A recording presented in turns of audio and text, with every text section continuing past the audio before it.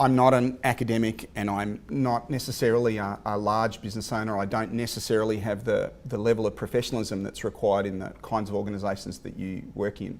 But what I do have is an intersection between all of those things.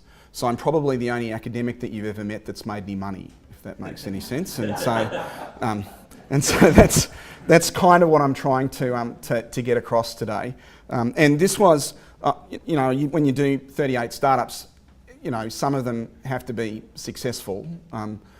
My mother said even you couldn't be that unlucky, so that gives you an idea of how that works. This Safe Place for Children was a pretty successful one. We went from naught to $24 million revenue in 4 years, and my role in that company was I was an angel investor in the business, and I was an executive director in it, but I wasn't responsible for running it day to day. And what that meant is when we would have board meetings, the CEO of the place that ran it would come to me and ask me to fix impossible problems, and leadership was one of those problems.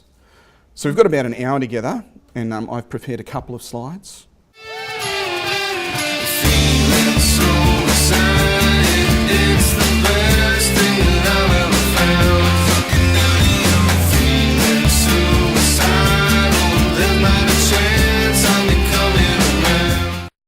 So I always like to ask this, who thinks I have far too much time to play with PowerPoint?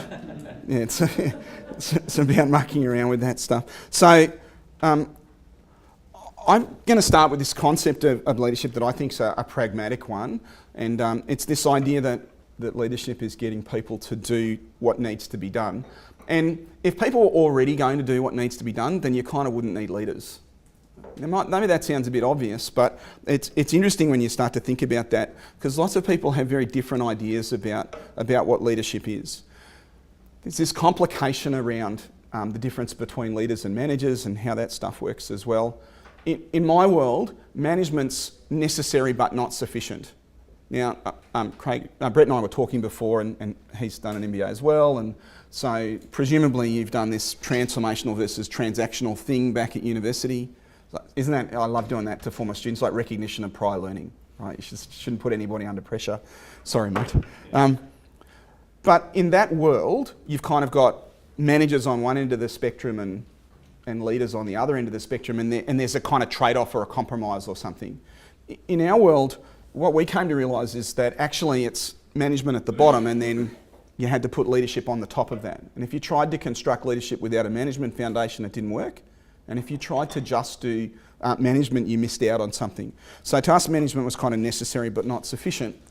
And really, in the context that I want to talk to you about today, leadership's about overcoming resistance to get action. So it wasn't that we didn't have people that didn't want to do the job, it's just they had a view about how the job should be done, and we knew what was successful, and so we wanted it done a particular way. Right? And getting buy-in for that was a challenge.